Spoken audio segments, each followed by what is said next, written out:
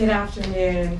I'm sorry we were a little bit late. I was in the West Wing swearing in Tulsi Gabbard, and so I just came straight back here. So thanks for being patient with us with the delay.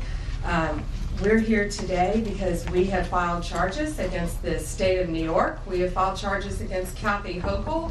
We have filed charges against Letitia James and Mark Schroeder, who is with DMV.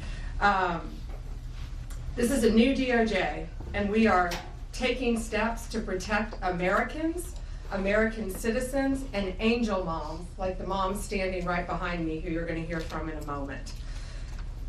New York has chosen to prioritize illegal aliens over American citizens. It stops today. As you know, we sued Illinois, and New York didn't listen. So now you're next. Millions of illegal aliens with violent records have flooded into our communities, bringing violence and deadly drugs with them. With me today, I'm so proud to be joined by Tammy Nobl. Tammy is an angel mom. Her beautiful daughter, Kayla Hamilton, was murdered by an MS-13 member in 2022. Kayla had just turned 20 years old, and she was raped and murdered by someone who should not have been in our country. Yet, he was released, flown to Maryland, where he committed this violent murder. I just want you to hear from, Tammy. Tammy represents not only herself and her family, but all of the great angel moms around this country who have suffered because of what the Biden administration did, and it is over. Thank you for having me here today and being able to share Kayla's story. Her murderer was able to come across the border knowing that he was flagged as an MS-13 gang member, and he had a criminal record in 2020 in El Salvador for illicit gang activity. He came over as an unoccupied alien child, saying that he was afraid of gang activity in his country. Health and Human Services called him a nice boy, and he showed age-appropriate behavior. That fell so wrong when he murdered my daughter. He ended up in Maryland, where he was able to rent a room in the same mobile home as her. We thought it was a legit company that were renting out these rooms, but it turned out that it was another illegal immigrant who owned these mobile homes, and he knew Walter from El Salvador. He knew him and allowed him to rent a room with my child. Kayla just turned 20 years old 3 days before she was murdered. Her murderer was only living there for 5 days before he viciously strangled her, raped her, and left her on the floor like trash and robbed her of $6. I have been sharing her story for over 2.5 years to bring change, because this should not have ever happened to Kayla, and it shouldn't be happening to other families being hurt by the border. Homeland Security did not do their jobs. They did not check his background. You know, they did say that he was processed. So if they processed him, they knew that he was a gang member and still allowed him here. Health and Human Services did not verify the sponsor and allowed him to go with a sponsor that they don't even know if it was his cousin or his aunt. And he was able to leave the sponsor's house to go live wherever he wanted. And I am going to continue sharing Kayla's story to help save others and to bring awareness of what was happening under the Biden-Harris administration. And I'm so thankful for Pam having me here today, and I'm so thankful for the opportunities I got from Trump and any other platform, people who allowed me to share her story, because this is going to end.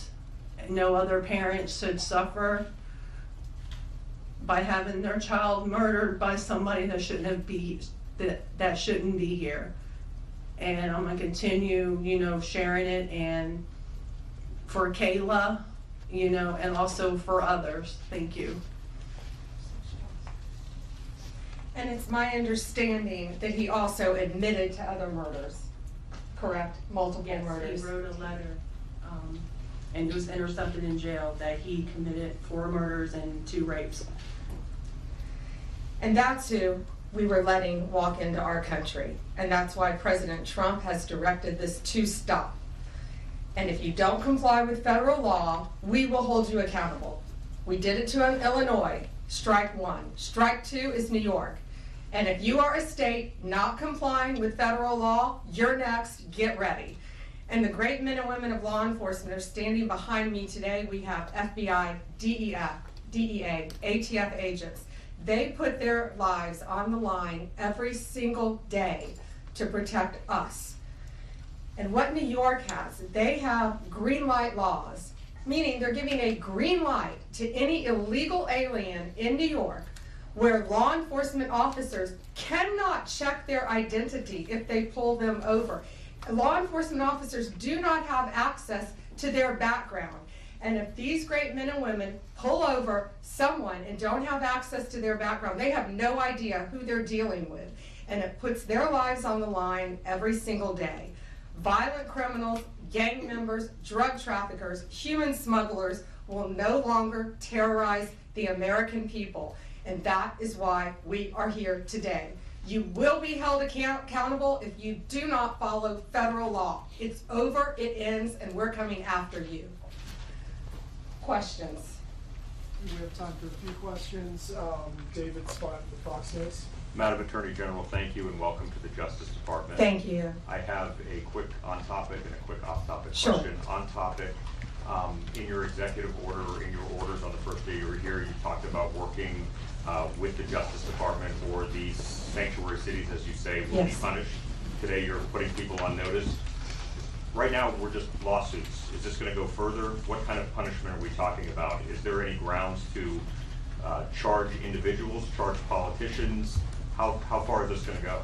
Well, we're going to see what they do next, David. We have sued them all. We've personally sued the governor, the Attorney General Letitia James, and Mark Schroeder with DMV because he has the green light laws. So what they have to do, they have to start complying with federal law.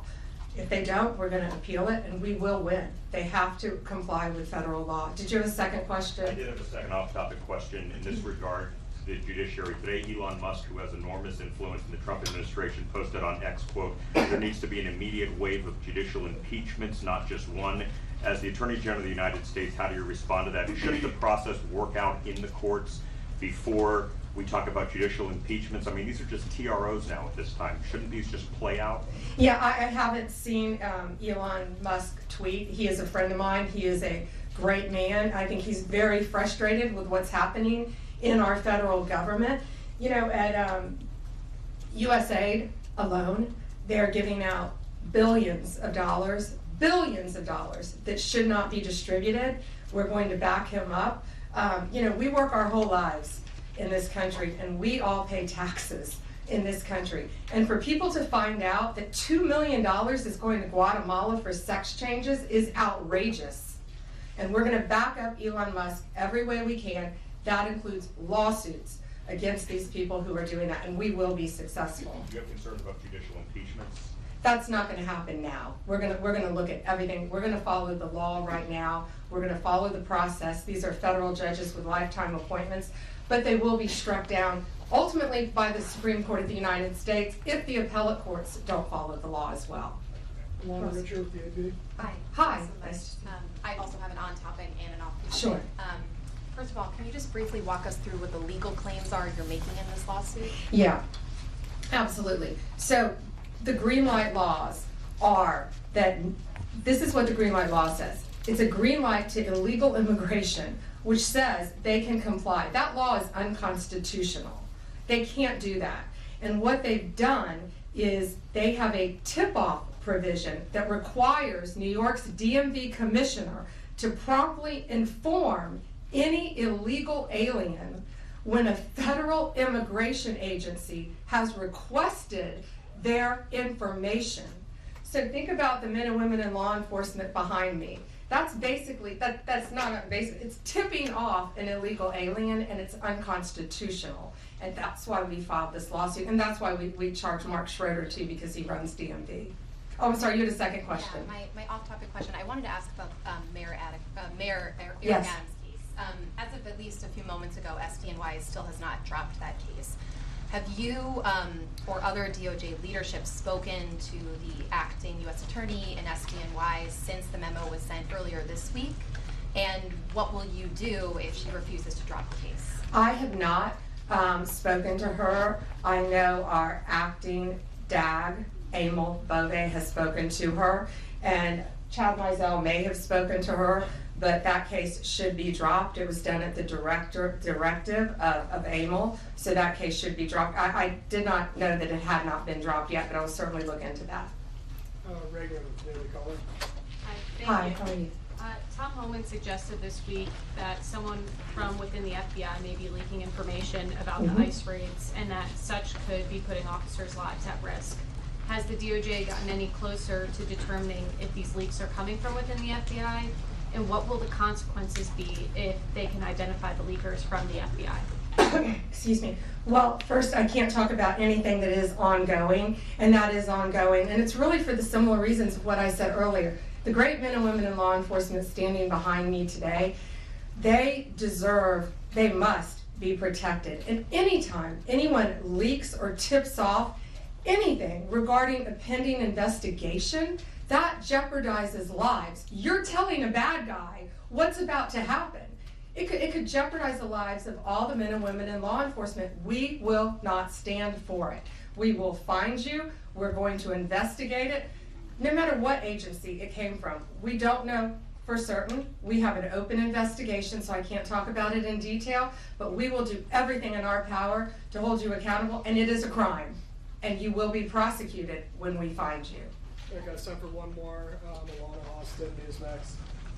Hi, Madam Hi, Alana. Attorney General. Thank you so much for your time. I was also interested in hearing specifically what the interactions have been like with Mayor Adams. And I know he has a little bit of a different tone than some of the other Democrats out of the Empire State. And then also Denver Mayor Mike Johnston, because before the President Trump went back into office, he had issued some words about a potential standoff and then walked that back. So I was curious to see what things have been like out of New York City and Denver officials. Yeah, well, we're hoping that in New York, Mayor Adams is going to cooperate with us with the sanctuary cities and the illegal aliens. And has the mayor in Colorado been cooperating? Do we know? I believe he might have now. Yeah, I believe Colorado is now cooperating. That's what we want. We don't want to sue you. We don't want to prosecute people. We want people to comply with the law. This is very simple. An MS-13 member murdered her daughter. That's happening throughout this country. We have one Angel Mom is too many. And we have Angel Moms throughout this country who should not be going through this. Comply with the law. This is the last thing we want to be doing. We want to be out there, all of us, fighting violent crime. Yet we're fighting illegal aliens, and that ends, and it's going to end today. All right, that's all we have time for, guys. Thank you. Thank you. Thank you all. Thank you. Thank you.